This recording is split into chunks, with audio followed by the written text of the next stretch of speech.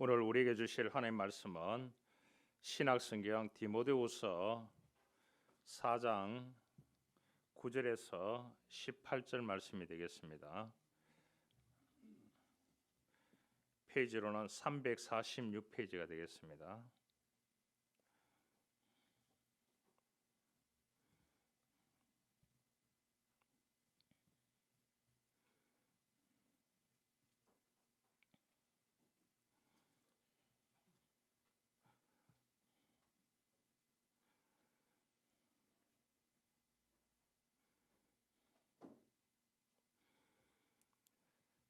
디모데후서 4장 9절에서 18절까지 한 절씩 교독하겠습니다. 너는 어서 속히 내게로 오라.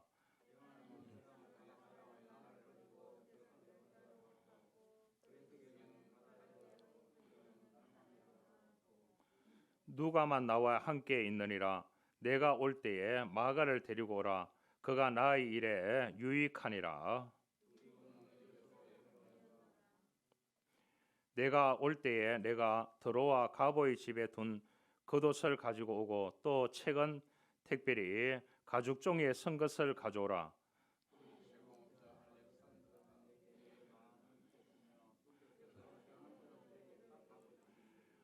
너도 그를 주의하라. 그가 우리 말을 심히 대적하였느니라.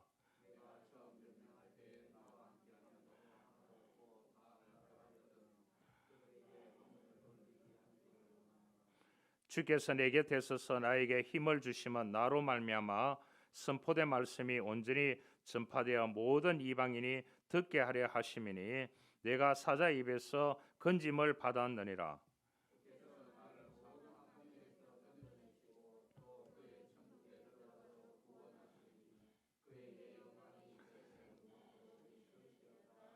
아멘. 우리 주보 있는 찬양하기를 원합니다.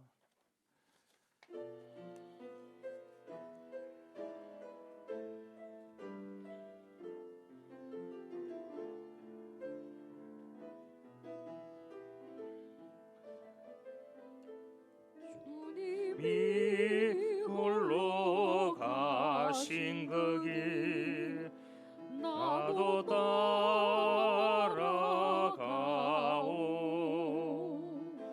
모든 물과 피를 흘리신 그 길을 나도 가오. 험한 산도 나는 괜찮소. 바다 끝이라도 나는 괜찮소. 죽어가는 저들을 위해 나를 버리길 바라오. 아버지 나를 보내주오. 나는 달려가겠소.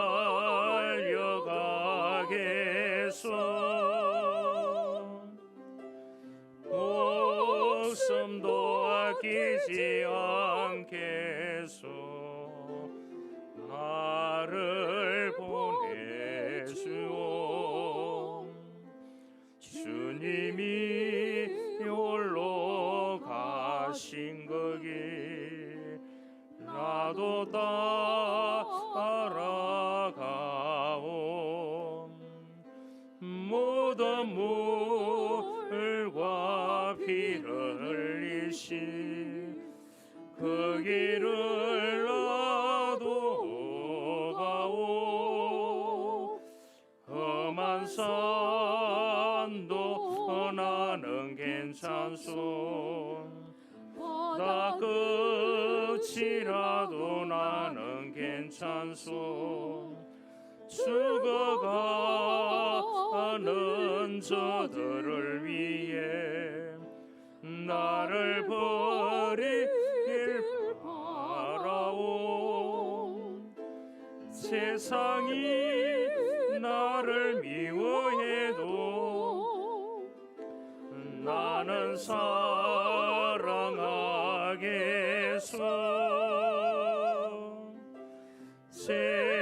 세상을 구원하 십자가 나도 따라가오. 주님이 홀로 가신 거기 나도 따라가오. 모든 물과 피를 흘리신 그 길을 나도 가오. 험한 산도 나는 괜찮소. 바다 끝이라도 나는 괜찮소. 죽어가는 저들을 위해 나를 버리길 바라오. 생명을 버리면서까지 나를 사랑한 당신, 이 작은 나를 받아주고 나도 사랑하오.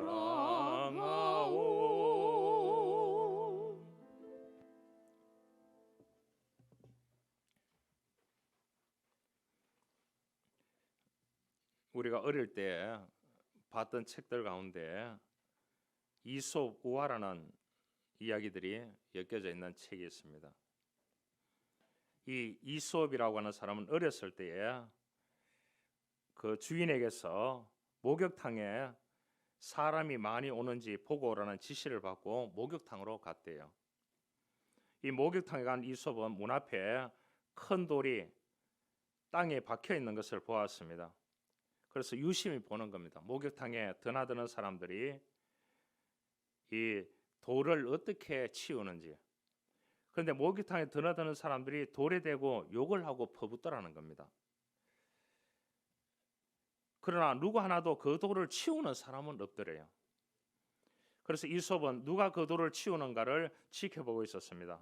그러던 중 한 남자가 목욕탕에 들어가려고 하다가 돌에 걸려 넘어질 뻔했습니다. 웬 돌이 여기 박혀있지?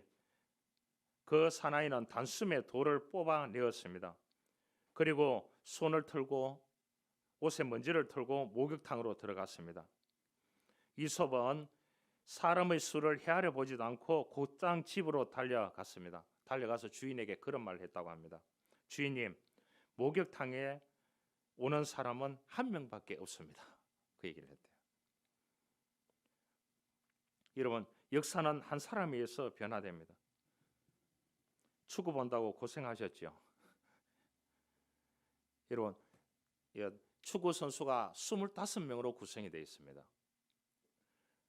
손흥민의 토트넘에서 받는 연봉을 다 이렇게 보면은 한국 선수 24명이 받는 연봉을 다 합쳐도 모자라요.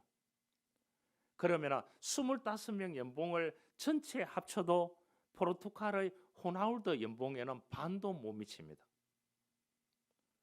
그런 거 생각 안 해보셨습니까? 전 축구를 보지 않았지만은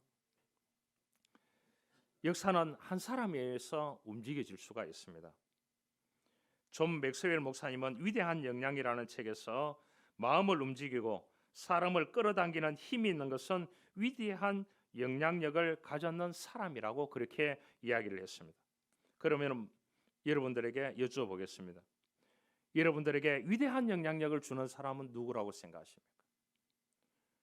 내가 하고 있는 분야 또한 내가 앞으로 해야 되는 분야에 위대한 영향력을 줄 수 있는 분은 누구라고 생각하십니까?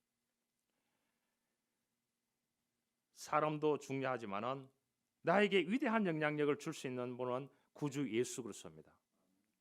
살아계신 하나님입니다. 그래서 우리가 믿음으로 살아가는 희망을 가지고 있는 것입니다. 믿음의 사람은 한 사람에게라도 위대한 영향력을 줄 수 있어야 합니다. 그래서 한 사람이 중요한 것입니다. 우리는 한 사람에게 믿음의 위대한 영향력을 주고 동기부여를 하고 역할 모델을 하고 멘토링을 해 나가야 되는 것입니다. 여러분, 전 세계적으로 GDP 가운데 이 3분의 1을 한 사람 때문에 먹고 사는 나라가 있어요. 어디겠습니까? 유럽입니다. 그 나라가 오스트리아입니다. 이 볼프강의 아마데우스 모차르트 때문에 지금도 GDP의 3분의 1, 그 조국 오스트리아에 엄청난 영향력을 끼쳤습니다. 몇 년이 지난 후에 230년이 지났는 지금에도요. 지금에도 모차르트 때문에 오스트리아 그 유럽에는 그 나라는 GDP의 3분의 1의 수입이 모차르트를 통해서 일어나고 있는 것입니다. 여러분, 미국의 유명한 시카고 대학을 아시죠? 한국 사람들도 많이 이 대학을 나와서 위대한 사람이 많이 되었습니다. 1890년도에 기부의 왕이었던 록펠러라는 사람이 기부해서 세웠는, 그래서 연구만 하라고 세워졌는 대학이 시카고 대학입니다. 록펠러가 기부금으로 세웠는 대학입니다.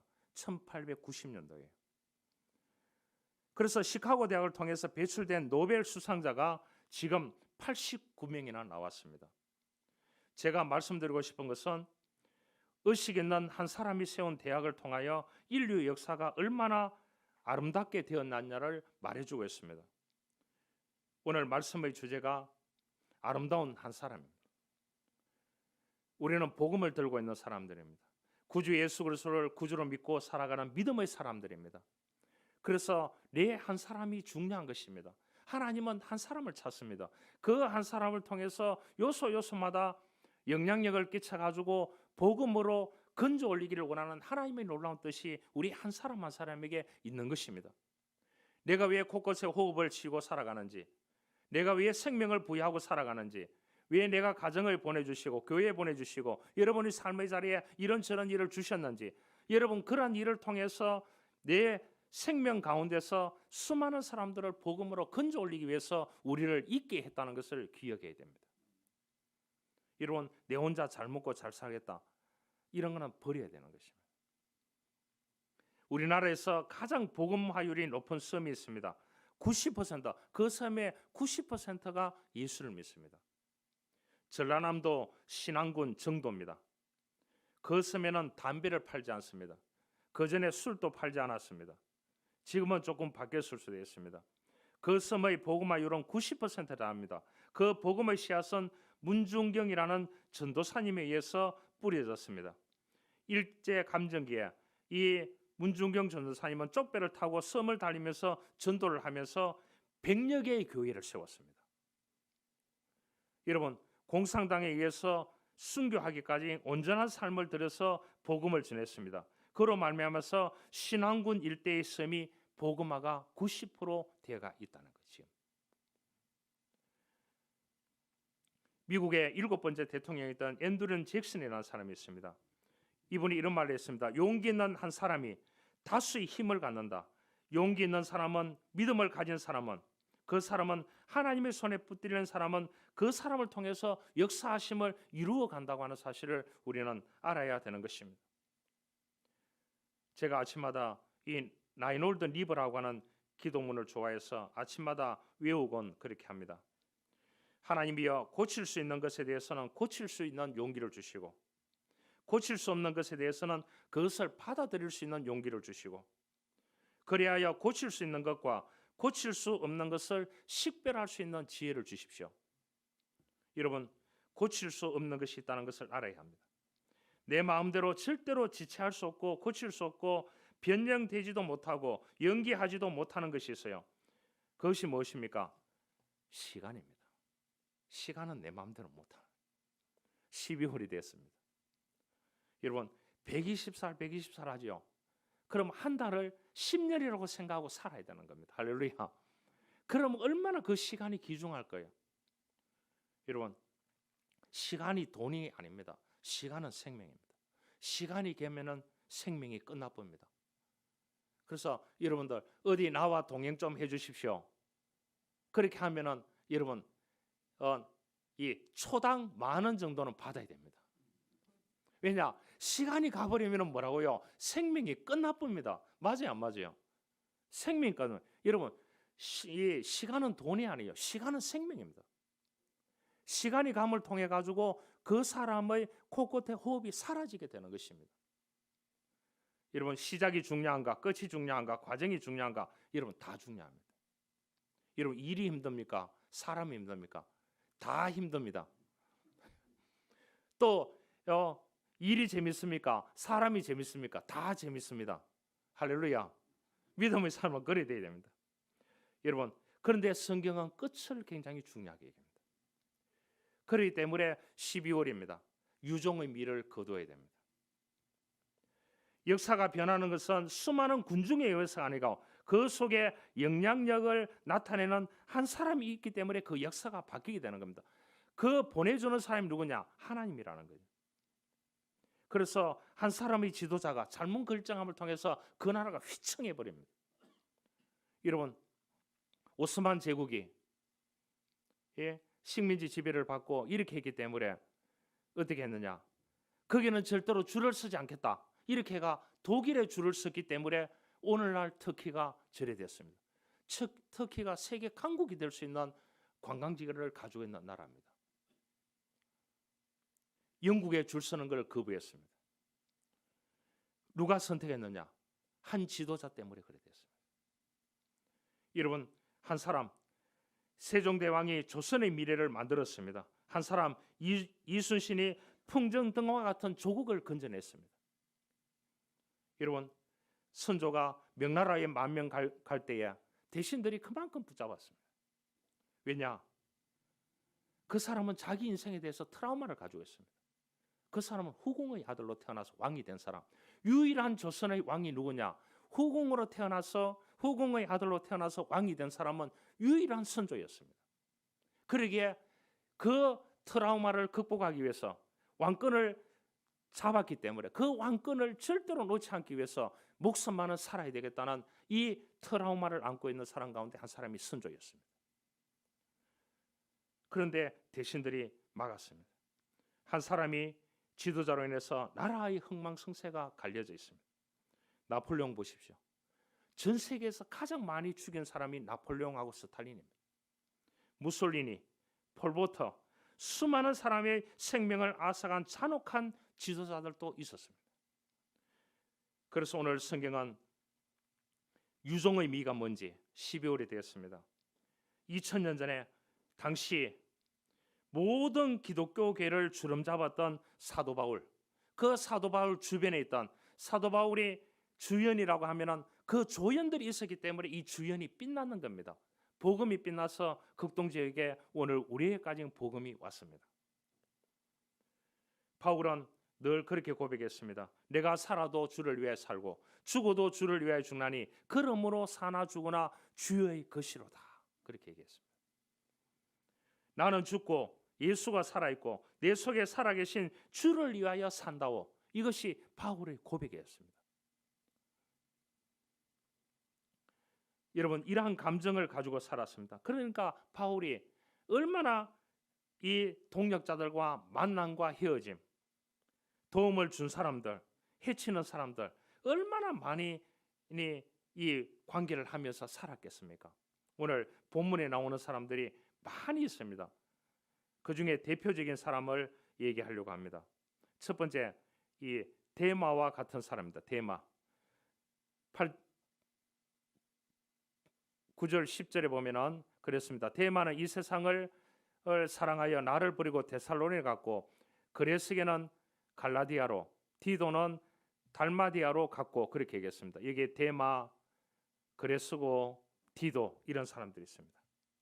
이런 사람들은 시작은 잘했는데 중간부터 삐끗했습니다. 마지막에 아주 끝장나버리는 인생이 되었습니다.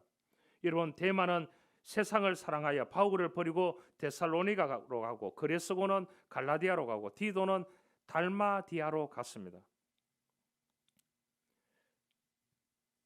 바울은 그런 선교사입니다. 복음을 전하는, 자비랑 복음을 전하는 사람이에요. 어디 월급을 주는 것도 아니고요. 그곳에 가서 예수를 외치면은 그것의 은혜를 받았던 사람들이 삼삼오오 모아가지고 또 선교원금을 주고 그러면 또 다른 지역에 가서 복음을 전하고 이렇게 해가지고 교회를 세우고 했던 사람이 누구냐? 이 바울입니다. 바울은 키가 자만하고 한 45kg 정도밖에 되지 않았대요. 바울은 철두철미하게 복음을 전하는 선교사의 사학가도 아니고 정치가도 아닙니다. 길이 정해진 사람입니다. 여러분, 하나님의 일을 하는 길이 정해진 사람입니다. 여러분들은 뭐라고요? 여러분들은 하는 일이 사업이라면 사업의 길이 정해진 사람입니다. 여러분 직장인이라면 그 직장일에 내가 전공했는 분야라면 그 길이 정해진 사람이라고요. 그러면 어떻게 된다고요? 그 길을 가야 될까요? 안 가야 될까요? 그 길을 가야 되는. 생명 다하는 동안. 그러니까 세상의 낙도 없고 세상의 영광도 없는 겁니다. 그러니까 대만은 바울 옆에 있다 보니까 어떻습니까? 세상의 낙도 없고 즐거움도 없고 기쁨도 없고 아무것도 세상의 영광이 없는 겁니다. 자기한테 돌아오는 게 계산을 쫙 해보니까요. 좁은 길이라 생각합니다. 십자가를 져야 되는 길입니다. 매일 기도하고 매일 찬송하고 매일 하나님 앞에 있어야 하는 길입니다. 심심해서 죽겠다는 겁니다. 그래서 이 사람들은 중간에 이 일을 버렸습니다. 이런 많은 사람 가운데 하나님께서 은혜를 주셔서 잘 출발하였다가 중간에 잘못되어서 마지막에 하나님의 나라에 들어가지 못하고 열매 맺지 못하는 것을 볼 수 있습니다. 주님을 떠나버리는 것을 볼 수 있습니다. 우리 주변에 그러한 사람들을 많이 볼 수 있습니다. 여러분 쉬어갈 수 있지만 돌아서서는 안 됩니다. 할렐루야. 이 돌아서는 사람은 데마와 그레스게와 디도입니다. 그런 영화 배우가 있었죠. 돈이 없지 가오가 없느냐고. 여러분 세상을 보면은 이 데마와 같은 그레스게 같은 사람, 디도와 같은 사람이 많이 있습니다. 여러분 돈도 없고 가오도 없고 의리도 없고 체면도 없고 이런 사람들이 주변에 너무나 많이 있어요. 그 사람들이 어떤 사람이냐? 이 데마와 그레스게와 디도 같은 사람. 우리는 믿음으로 시작했습니다. 믿음으로 직책을 받았습니다. 그러면은 이것을 우리가 주님 오시는 그날까지 유종의 미를 거둘 수 있어야 되는 것입니다. 처음에 시작은 잘했지만 가면 갈수록 중간에서 이탈할 확률이 굉장히 많은 것입니다. 그러나 우리가 어떤 일이 있더라도 주님 오시는 그날까지 믿음으로 끝까지 가는 그런 믿음의 사람이 되어서 유종의 미를 거두어야 되는 것입니다. 데마와 같은 사람이 되어서는 안 되는 것입니다. 두 번째 사람은 누가와 같은 사람입니다. 누가 11절을 보니까 누가만 나와 함께 있느니라. 내가 올 때 마가를 데리고 오라. 그가 나의 일에 유익하니라. 누가만 나와 함께 있느니라. 그렇게 했어요. 요한복음 15장에 보면은 내가 참 포도나무여 내 아버지는 그 농부라. 물은 내게에서 과실을 맺지 않는 가지는 아버지께서 이를 제하여 버리시고 무릇 가시를 맺는 가지는 더 과실을 맺게 하려 함이리라. 나는 포도나무여 너희는 가지니 저가 내 안에 내가 저 안에 있으면은 이 사람은 과실을 많이 맺나니 나를 떠나서는 너희가 아무것도 할 수 없나니. 이 말은 뭐냐? 우리가 예수 참 포도나무 대신 예수에게 붙어 있어요. 우리가 가지라는 거예요. 여러분 가지만을 가지고는 열매를 맺을 수 없다는 거죠. 포도나무의 참 가지에 참 나무에 가지가 있어야 그 가지 속에서 열매를 맺는다는 거죠. 여러분 우리는 예수 그리스도에 붙어 있어야 우리는 열매를 맺을 수 있다는 것입니다. 누가는 늘 바울과 하나님의 사랑과 함께하면서 조력을 했던 사람입니다. 여러분 예수 그리스도와 함께 있는 사람은 내일이 있습니다. 왜냐? 기도할 수 있기 때문에. 일반 사람들은 기도할 수 없잖아요. 하나님께 도움을 구할 수 없잖아요. 힘든 일이 있습니까? 하나님께 기도하면 내일이 있습니다. 새로운 내일이 날마다 주어지기 때문에 우리는 믿음 안에서 우리의 사람을 완성시켜 가게 되는 겁니다. 누가 지금은 의사입니다. 여러분 그 시대나 지금이나 의사는 대단한 직업입니다. 바울의 주치입니다. 이 사람도 무노동무인 겁니다. 복음을 위해서 바울을 도와주는 사람. 바울은 건강이 좋지 않는 사람. 많은 일을 도왔습니다. 그는 말씀으로 시작해서 말씀으로 끝나는 사람으로 보여주고 있습니다. 성령으로 시작해서 성령의 능력으로 끝을 내는 사람. 처음 출발했는 그것이 변함없이 시종유일하게 끝까지 달려갔던 위대한 생애를 살았던 사람이 누구냐 하면은 이 누가입니다. 누가는 그래서 뭐라고 하느냐? 누가만 나와 함께 있느니라. 하나님과 함께 있고 주님과 함께 있고 성령 하나님과 함께 있고 바울과 함께 했던 복음을 위해서 함께 했던 사람입니다. 그래서 이 사람이 나중에 누가복음을 기록하게 되는 것입니다. 사랑하는 성도 여러분, 그리스도 예수 안에서 구원받은 그 순간부터 주님의 나라에 갈 때까지 우리는 말씀과 성령에 사로잡혀서 쭉 뻗어가는 마지막까지 최선을 다하여 정말로 모든 곳에서 아름다운 한 사람으로 남기를 원합니다. 미국의 필라델피아에 존이라고 하는 소년이 있었습니다. 그 소년은 가정형편으로서 초등학교도 가지 못했습니다. 벽돌 공장에 가서 일을 했습니다. 그런데 존의 마음을 아프게 하는 것은 교회로 들어가는 길이 있었습니다. 비가 조금만 내려도 진창길이 되어서 몹시 불편했습니다. 어른들은 대책도 없이 구전 날씨 탑만 늘어놓았습니다. 자기 집 같으면 벌써 훌륭하게 벽돌이나 돌로 포장이 되었을 겁니다. 어느 주일날 존은 자신의 힘으로 길을 닦기로 결심했습니다. 존의 눈에는 벽돌로 포장된 길과 그리로 들어가는 많은 사람들이 보였던 것입니다. 그래서 존은 주당 7센트의 임금으로 날마다 벽돌을 한 장씩 자기 공장에서 사서 깔기 시작했습니다. 그러면 이 존이 이 주급을 받아가지고, 미국은 지금도 주급이죠. 주급을 받아가지고 깔게 되면은 어느 정도 걸리느냐? 혼자 그 벽돌을 다 깔려고 하면은 2년이 걸린대요. 그런데 기적이 일어났습니다. 이 존의 모습을 보고 이기적이고 형식적이었던 신앙생활을 하던 사람들이, 어른들이 반성을 하고 낡은 교회를 열고 새 성전을 짓기로 결정했다는 겁니다. 그 역할을 했는 사람이 누구냐? 존 와나메이커입니다. 이 사람이 나중에 커가지고 공부는 초등학교도 못 나온 사람이에요. 미국에 1000여 개 백화점을 깔았던, 최초의 백화점을 세웠던 백화점 왕이 되었어요. 그래서 그 돈을 벌어가지고 어떻게 했냐? 기독교 청년회라고 하는, 남자 청년회라고 하는 YMCA를 만들었어요.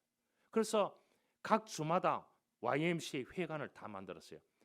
만들기를 원하는 기독교 청년회를 구성해가지고 복음을 전하기 위해서 그곳에서 모여가지고 이 사회 활동을 하기를 원하는 이 사람, 이 나라들에게 YMCA 건물을 다 만들어줬어요.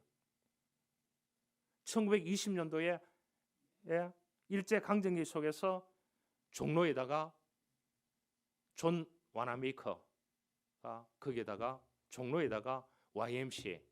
그래서 YMCA 건물은 그 교회에 벽돌을 깔았던 그 벽돌로 전 세계 YMCA 회관을 다 만들어줬어요. 놀랍지 않습니까? 여러분, 안 놀랍지 않습니까? 그러면 우리가 어떤 사람이 되어야 되겠습니까? 누가와 같이 출발부터 끝까지 함께하는 사람이 되어야 됩니다. 할렐루야.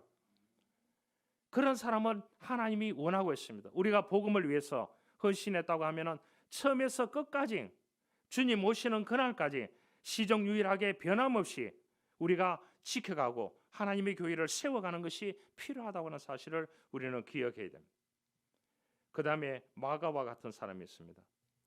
마가를 데리고 오라. 그가 나의 일에 유익하니라 그렇게 했습니다. 여러분, 마가는 출발은 잘못했습니다. 여러분, 마지막에 열매를 잘 맺어서 훌륭한 인생의 막을 내렸던, 유종의 미를 거뒀던 사람이 누구냐? 오늘 이 본문에 나오는 마가입니다. 마가. 바울의 전도 여행 처음 동행자가 누구냐? 이 청년 마가였어요. 여러분, 바울은 대단한 사람입니다. 바울이 복음을 전하고 이렇게 하는 거 보면 수많은 사람들을 놓고 외치고 이렇게 하는 거 보면 깡이 있는 사람이에요. 쉽게 말하면 한국으로 따지면 깡패 두목 같은 사람이었습니다. 바울은 단호한 사람이었습니다. 왜냐? 바울이 전도 여행을 같이 떠났는데 배를 타고 떠나가지고 거기에 가서 복음을 전하는데 돌도 날라오고 막 이렇게 하는데 이 가만히 보니까 이 마가가 배가 아프다는 핑계로 자기 고국으로 돌아가겠다는 거예요. 바울이 사기 노랗다고 확 잘라버렸어요. 과감하게. 여러분, 이 사람은 안 된다고. 근데 자기를 세워줬는 사람이 누구냐? 바울을 위대하게 만들어줬던 사람이냐? 바나바입니다. 바나바의 생질이 이 마가예요. 그러면 우리 같으면 어떻게 된다고요? 저 어른을 봐서라도 이 자기의 생질을 내가 달고 가야 되는 거예요. 그런데 이 바울은 복음의 거체장스러운 것은 뭐냐? 모든 것은 다 잘라버렸어요.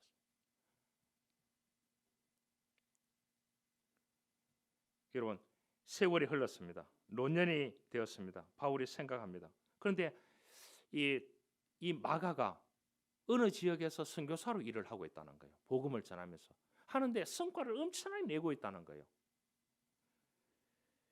선교회를 조직해서 선교의 돕는 역할을 하고 열매를 엄청나게 맺고 있다는 바울의 귀에 들렸습니다. 그래서 바울이 나이가 들었을 때 저가 나의 일에 유익하니 데려오라 그랬습니다. 너는 너의 길을 가고 하나님께서 맡겨준 사명을 너무나 감당 잘한다고 그렇게 칭찬했던 사람이 누구냐? 이 바울이 마가를 칭찬하게 됩니다. 우리 인간은 그리스도 예수 안에서 새로운 피조물이 되기 전까지 아담의 피를 받아서 출발이 잘못된 인생으로 상징될 수도 있습니다. 아담의 피를 받은 것을 예수 그리스도의 보혈로 가꾸고 아담의 종자를 예수님의 종자로 바꾸고 아담에게서 내려오던 모든 것을 끊어버리고 예수로 접붙여 살면서 예수 그리스도 안에서 새롭게 된 피조물입니다. 그러면은 하나님의 영광을 위해서 살아야 됩니다.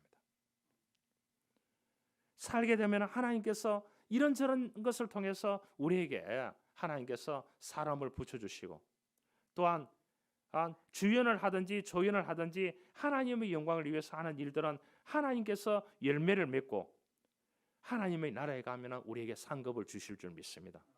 그 때문에 믿음으로 살아가는 것입니다. 그러니까 이 마가는 유종의 미를 거두는 참 아름다운 한 사람 가운데 속하는 사람. 그래서 이 사람이 마가복음을 기록하게 되는 것입니다. 여러분, 마가복음은 철두철미하게 하나님이 인간으로 오셔서 고난 가운데 어렵고 고통당하는 그들에게 함께 하신다는 그 복음을 메시지를 받았던 기록했던 사람입니다. 네 번째, 알렉산더와 같은 사람이 있습니다. 보면은 14절에 보면은 구리 세공업자 알렉산더가 내게 해를 많이 입혔으며 주께서 그 행한 대로 그에게 갚으시리니 너도 그를 주의하라. 그가 우리 말을 심히 대적하였느니라. 그렇게 얘기했습니다. 알렉산더라고 하는 사람은 시작부터 끝까지 그리스도의 영광을 가리고 복음을 방해하는 사람으로 이 바울의 일행 가운데 있었습니다. 바울이 받은 상처는 그것만이 아니었습니다. 알렉산더라고 하는 사람의 도전과 악행이 바울에게 엄청난 상처를 주었습니다. 여러분, 이 복음서에 이 위대한 바울이 이렇게 서면 옹졸하다고 우리가 얘기할 수 있습니다. 제가 부목사로 있을 때에 교회 늦게 오는 사람들을 위해서 뒤에 문을 닫으라고 그랬어요. 안 닫으면 이 종을 던져버려요. 그랬다니까요. 예수를 그렇게 믿으려고 하면 오지 마라. 그런데 그때 뭐 이런 게 있었습니까? 아무것도 없었어요. 스피커가 다른 데도 나가는 데도 없다니까요. 이해가시죠? 우리 결혼식 간다. 교회 차로 간다. 30분 전에 출발했습니다. 그러니까 어떠냐? 교인들이 1시간 전에 와가 기도하고 저거 하고 있는 겁니다. 알겠죠? 그런데 이야, 그게 확실히 부응하더라고요. 위대한 목사 가운데 거제도 출신 가운데 서울에 큰 교회를 일구었던 옥하는 목사님이 계십니다. 여러분 위대한 목사인데요. 거제도 말이 얼마나 센 줄 압니까?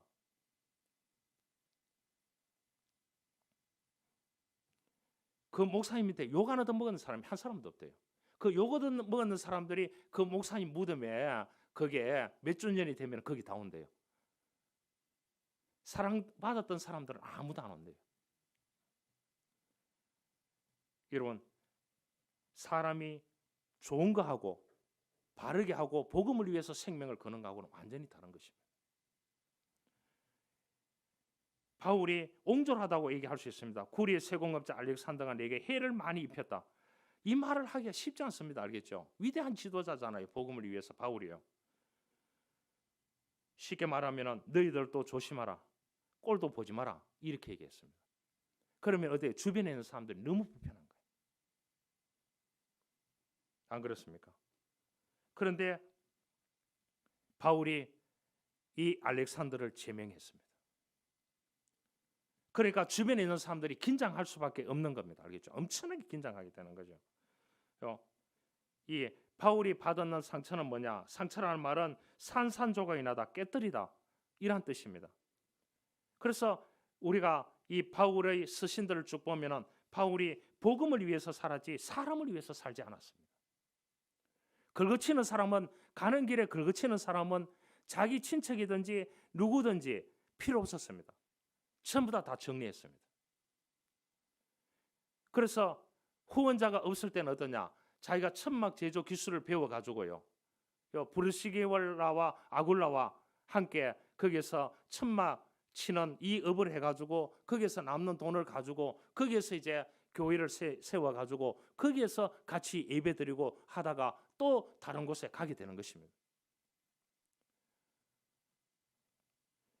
우리가 생각할 때 이 바울이 사람에게 받은 상처가 얼마나 심하길래 성경에까지 이렇게 공개적으로 얘기해놓고 있습니다. 알렉산더라는 사람의 도전과 악행이 바울에게 얼마나 상처가 됐는지. 여러분, 예수 안 믿는 사람이 있고 예수 믿는 사람이 있습니다. 자기 명예를 위해서 사는 사람이 있고 그리스도를 이용하는 사람이 있습니다. 그리스도의 이름으로 속이면서 그렇게 이득을 착취하는 사람이, 그러한 사람이 있습니다.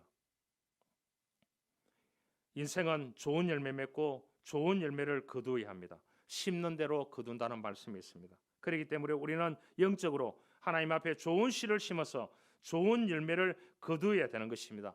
착한 양심을 가지고 하나님의 말씀을 가지고 최선을 다해서 좋은 씨앗을 뿌리면 좋은 열매를 거둘 수 있습니다. 왜냐? 하나님은 살아계시다. 정용철 씨라는 사람이 있습니다. 이분이 이제 썼는 시 가운데 내 등의 침이라는 시가 있습니다. 제가 읽어드릴게요. 내 등에 짐이 없었다면 나는 세상을 바로 살지 못했을 것입니다. 내 등에 짐 때문에 늘 조심하면서 바르고 성실하게 살아왔습니다. 이제 보니 내 등의 짐은 나를 바르게 살도록 한 고귀한 선물입니다. 내 등에 짐이 없었다면 나는 사랑을 몰랐을 겁니다. 내 등에 짐의 무게로 나의 고통을 느꼈고 사랑과 용서도 알았습니다. 이제 보니 내 등의 짐은 나에게 사랑을 가르쳐준 귀한 선물이었습니다.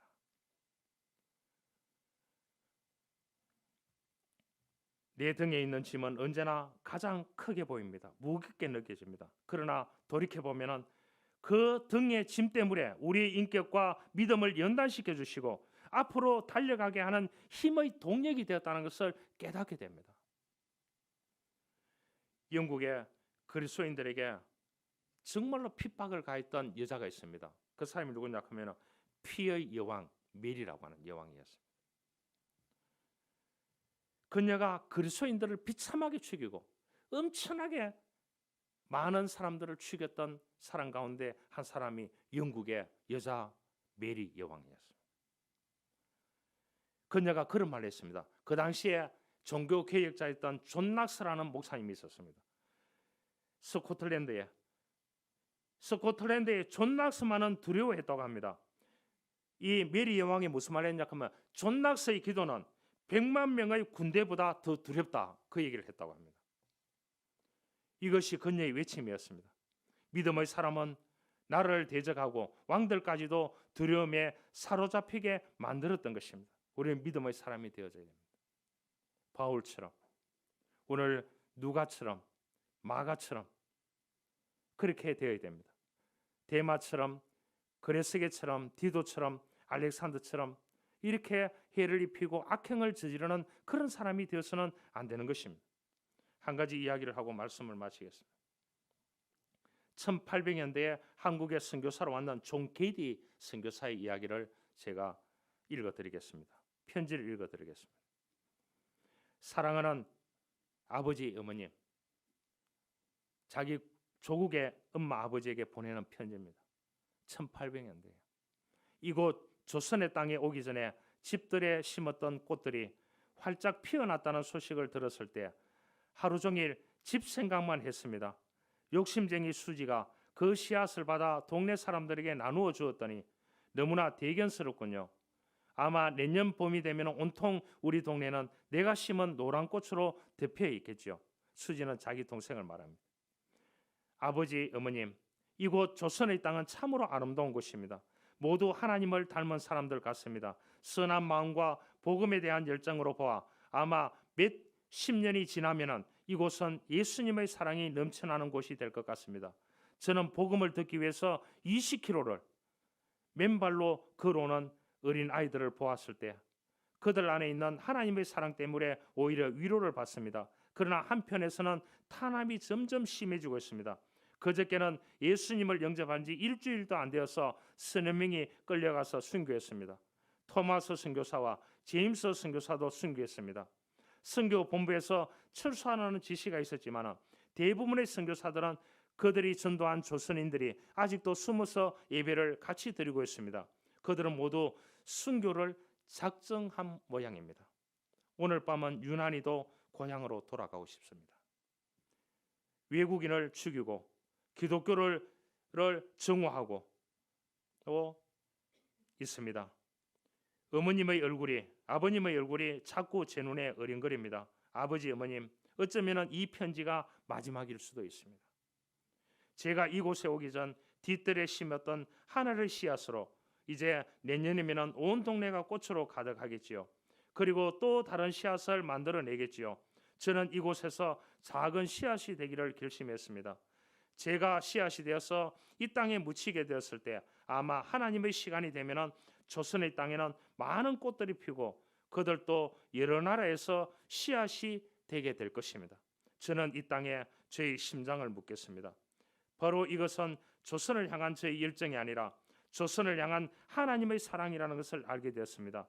어머님, 아버님 사랑합니다. 이 사람은 한국에서 복음을 전하다가 순교했습니다. 여러분, 우리가 마지막 날에 예수님 앞에 섰을 때 우리에게 물으실 것입니다.